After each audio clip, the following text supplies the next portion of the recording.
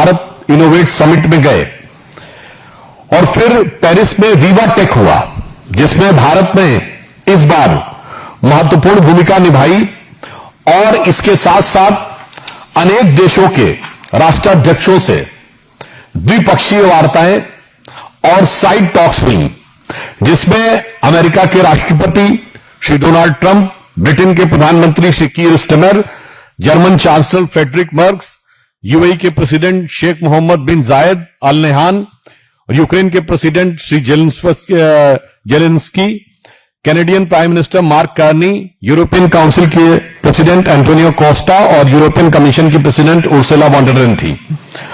और इसमें महत्वपूर्ण बात यह रही कि डिफेंस और स्ट्रेटेजिक इश्यूज के ऊपर भारत के कई देशों के साथ महत्वपूर्ण कदम आगे बढ़े और अत्यंत महत्वपूर्ण विषय यह था कि कनाडा के साथ भारत का संबंध अब एक नई करवट लेता हुआ दिखाई पड़ा, जब कनाडा के प्रधानमंत्री मार्क कार्नी ने He has launched a negotiation on the General Security of Information Agreement.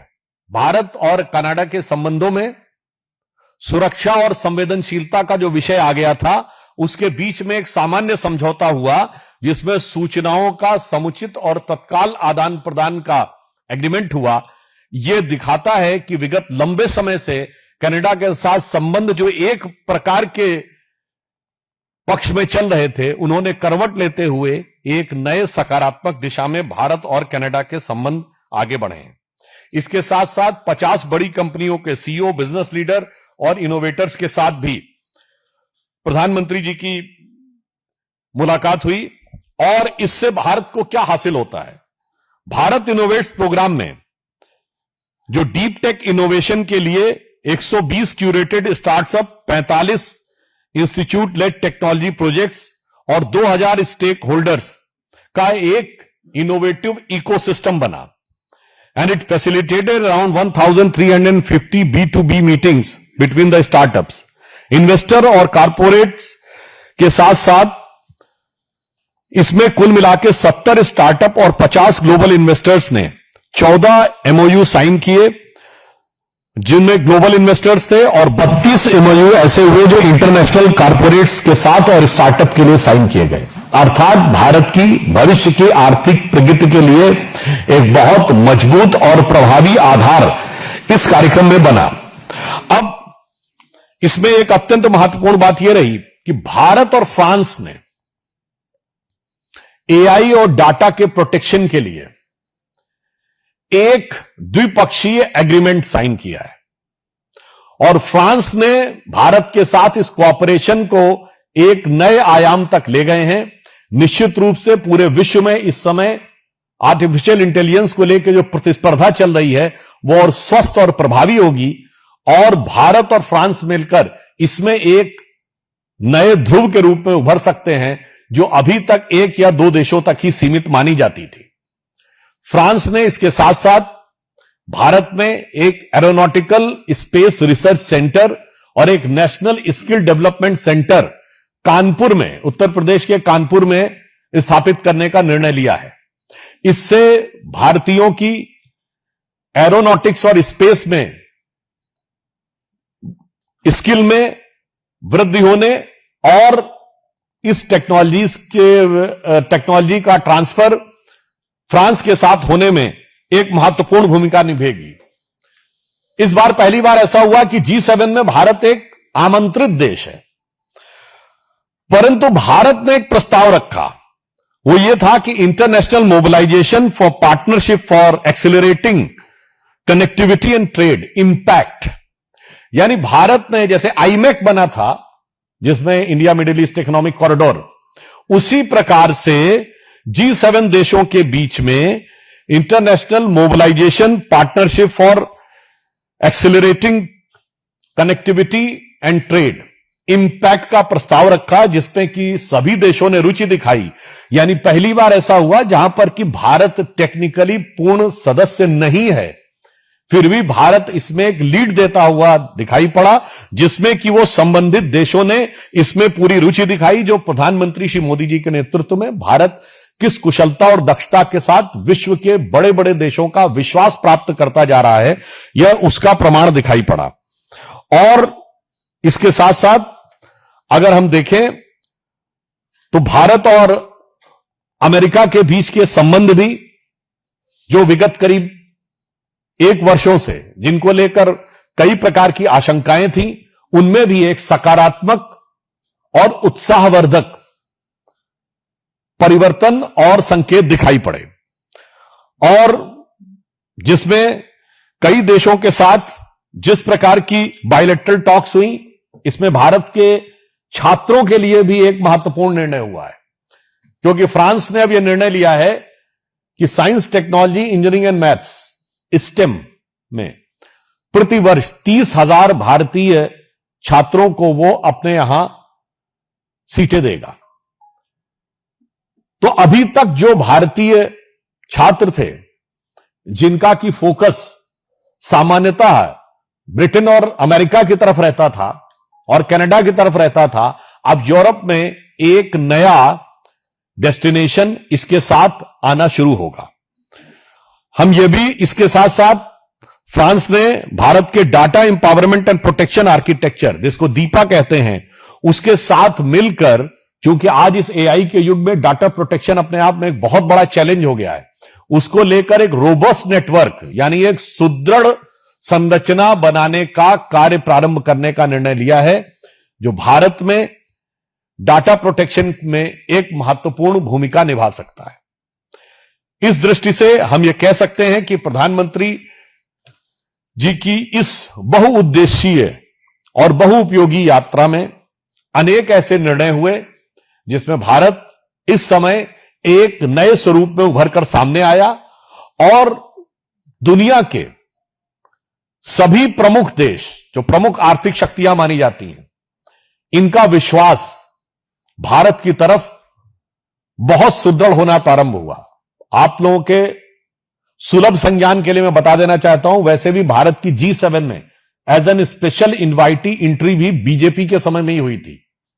2003 में अटल जी के कार्यकाल में पहली बार ऐसा हुआ था कि G7 कंट्रीज ने भारत को स्थायी रूप से आमंत्रित करने का निर्णय लिया, और मोदी जी के समय में आकर आज यह स्थिति बनी कि हमने इंपैक्ट का प्रस्ताव रखा और इस पे सभी देशों ने बहुत सकारात्मक रुचि दिखाकर इसे आगे बढ़ाने के बारे में अच्छे संकेत दिए।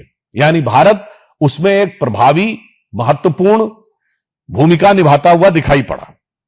और वर्तमान समय में जब वैश्विक परिस्थितियां बहुत चुनौतीपूर्ण हैं और उसमें कुशलता के साथ कैसे मार्ग प्रशस्त किया जा सकता है, उसको प्रधानमंत्री जी ने कुशलता के साथ यह करके दिखाया है, जिसे हम कह सकते हैं ना, श्रुतं चैवत कंटकाकीर्ण मार्गम स्वयं स्वीकृतम न सुगम कार्येत। अर्थात कंटकाकीर्ण मार्ग के बीच में से, कांटों से भरे हुए मार्ग के बीच में से भी सुगमता से रास्ता निकालने की दक्षता भारत ने दिखाई है। तो मैं कह सकता हूं कि इस यात्रा में भारत की आर्थिक प्रगति, अब आप ये समझिए, वीवाटेक में भी जिन कंपनीज ने भाग लिया, तो भारत की टेक्नोलॉजिकल प्रगति, नई टेक्नोलॉजी जैसे एरोस्पेस और स्किल डेवलपमेंट में भारत के लिए नए आयाम, और सभी G7 देशों के साथ भारत का स्ट्रेटेजिक, डिफेंस और इकोनॉमिक कोऑपरेशन सुदृढ़ता के साथ बढ़ना, और पूर्वी यूरोप में स्लोवाकिया जैसे देश के साथ एक महत्वपूर्ण संबंधों की नई दिशा में आगे बढ़ना, यह एक बहुआयामी उपलब्धि है जिसे आज भारत ने इस रूप में स्थापित किया है और प्राप्त किया है। इसलिए हम यह कह सकते हैं कि इस समय जब दुनिया में सभी देशों में और जितने बड़े बड़े ब्लॉक हैं, विश्वास की कमी नजर आ रही है, तो इसलिए प्रधानमंत्री जी ने कहा कि बहुत कुछ संबंध विश्वास के ऊपर चलते हैं। तो भारत एक विश्वसनीयता के प्रतीक के रूप में उभर कर सामने आ रहा है। और प्रधानमंत्री जी ने यह भी कहा कि ये जीडीपी के जो डाटा हैं, इसे केवल एक ठंडे सामान्य आंकड़ों के रूप में नहीं देखा जाना चाहिए, यह भी देखना चाहिए कि यह विकास किस रूप में हो रहा है, किसके लिए हो रहा है और किस प्रकार से प्रभावी हो रहा है। तो हम ये कह सकते हैं कि इस यात्रा के बहुत अच्छे, सकारात्मक, दूरगामी परिणाम आने वाले समय में दिखाई पड़ेंगे, जिसका आधार प्रधानमंत्री जी की इस यात्रा में हुआ है। और यह कोई एक देश, दो देश या तीन देश स्पेसिफिक नहीं था। यह पहली बार ऐसा हुआ जब अनेक देशों के साथ भारत का एक विविधतापूर्ण संबंध का सुंदर समायोजन वैश्विक क्षितिज पर उभरता हुआ दिखाई पड़ा। धन्यवाद। सवाल अगर किसी के कोई है तो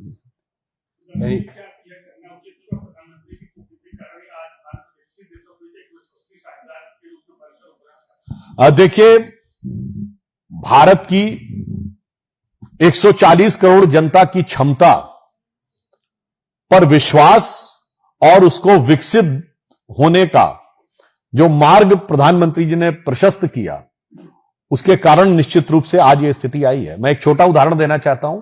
यही देश है, इसी देश में एक फाइनेंस मिनिस्टर थे जिन्होंने भारत की ही संसद में खड़े होकर कहा था कि डिजिटल ट्रांजैक्शन भारत में कैसे हो सकता है, यहां के लोग तो कम पढ़े लिखे हैं, यहां के लोग तो कम टैक्स सेवी हैं।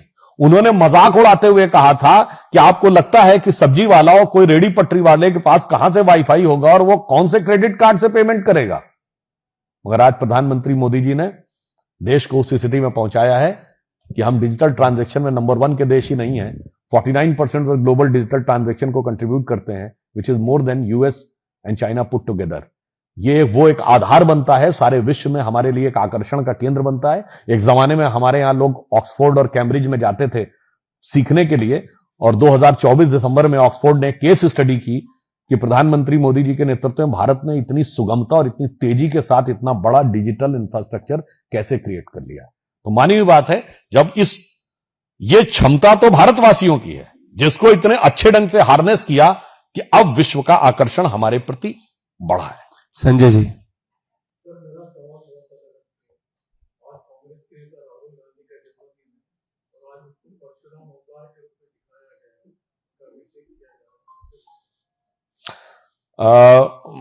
उनको जन्मदिन की बधाई देता हूं, और मुझे लगता है कि चाचा नेहरू का जन्मदिन बाल दिवस के रूप में मनाया जाता था, तो अब ये दर्शकों के विवेक पे छोड़ता हूं या देश के ऊपर कि उनका जन्मदिन किस दिवस के रूप में मनाया जाना चाहिए।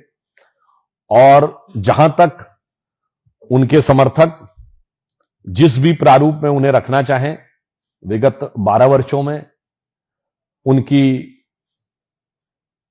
प्रस्तुतिकरण, उनकी वेशभूषा, उनकी भावभंगिमा में जितने परिवर्तन आए हैं, मुझे लगता है शायद एक दशक में किसी नेता के आपने स्टाइल, बॉडी लैंग्वेज, अपीयरेंस में इतने बड़े परिवर्तन नहीं देखे होंगे।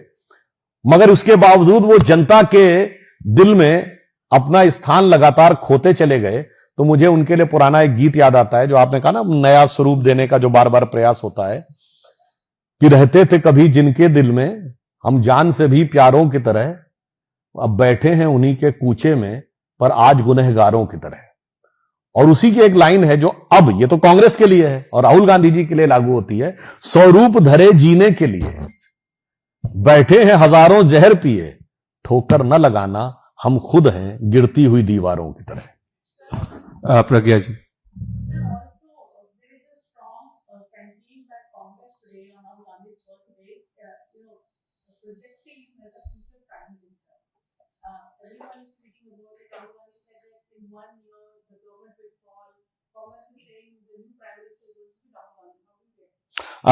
Prime ministers from Nehru Gandhi family has become a matter of distant past.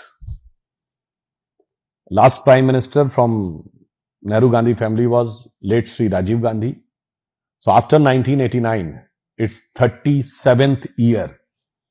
And still, I think if they are talking about future prime ministership, for that, he has to do something serious on the ground rather than doing those things which are frivolous and mischievous.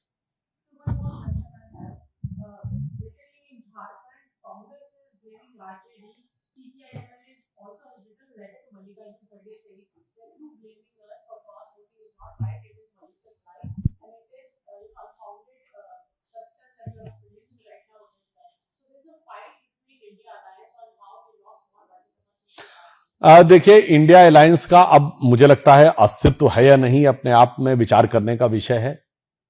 Modi ji के प्रधानमंत्री बनते के समय UPA था। अब UPA कहां गया है, उसकी वस्तुस्थिति क्या है? वो रेडियो एक्टिव डिके में चला गया है या उसका तर्पण और परिमार्जन हो गया है, वो पता नहीं है। उसके बाद एक नया क्रिएशन हुआ इंडिया, जिसका नाम इंडिया था, और दिल में क्या था सबको पता है। मतलब इंडिया के वर्ल्ड कप जीतने पे बधाई नहीं दे पाए इंडिया वाले, और पाकिस्तान को जब भारत ने हराया तब भी बधाई नहीं दे पाए। तो खैर, इंडिया भी अब कहां रह गया है समझ में नहीं आ रहा है, क्योंकि दक्षिण भारत में डीएमके के अलग होने के बाद अब उनका एक ही दक्षिण भारत में सहयोगी रह गया है, वो है मुस्लिम लीग। इसके अलावा अब उनका कोई सहयोगी नहीं है। तो मुझे लगता है कि इस पे कांग्रेस को विचार करना चाहिए कि अब इंडिया है कहां। जहां तक झारखंड की बात है, तो बिहार चुनावों में जेएमएम के मंत्री का ऑन रिकॉर्ड दिया गया बयान है, वीडियो अवेलेबल है, जो उन्होंने कहा कि जिस प्रकार की धूर्तता हमारे साथ की गई है बिहार में सीट न देकर, यह दर्शाता है कि झारखंड में उनका विश्वास आपस में बिहार के चुनाव के समय ही ध्वस्त हो गया था। तो जो कुछ भी आज है, ये उसकी परिणति के अलावा कुछ नहीं।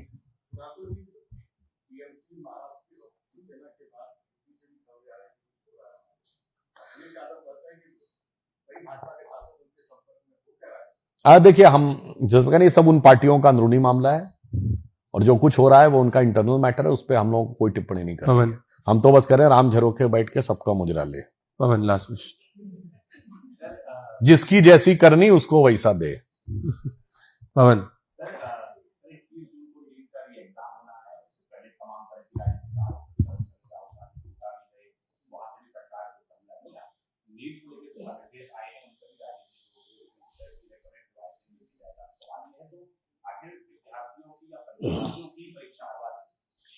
देखिए, नीट के विषय को लेकर सरकार पूरी तरीके से सतर्क और संवेदनशील है और सजग भी है। तो किसी भी प्रकार की वह चीज जिसमें कोई भी ऐसी संभावना दिखाई पड़ती हो, तो उसको सरकार सुनिश्चित करने का प्रयास कर रही है कि कहीं से भी कोई इधर उधर की कोई वास्तविक नहीं, दुष्प्रचार और प्रचार भ्रम पैदा करने की संभावना भी न रहे। हां, राहुल गांधी जी अपने कार्यक्रम में यह बता रहे थे कि इतने बच्चे बैठते हैं, इतने ही सेलेक्ट होते हैं, तो उनका प्रोसेस ऑफ रिजेक्शन है, सिलेक्शन नहीं है। तो मैं राहुल गांधी से पूछना चाहता हूं, इतने करोड़ कार्यकर्ता हैं आपके, सभी तो एमएलए एमपी बनना चाहते हैं, तो आप क्या करते हैं? इतने लाख में एक बनता है, यह रिजेक्शन है कि सिलेक्शन है? पहले बता दीजिए। इसीलिए मैं कह रहा हूं कि ऐसे ऐसे बुद्धि रखने वाले, ऐसे ऐसे विचार रखने वाले नेताओं को आगे रख के जब तथाकथित इंडिया अलायंस राजनीति करेगा, तो उसकी परिणति क्या होगी? वही जो आज दिखाई पड़ रही है।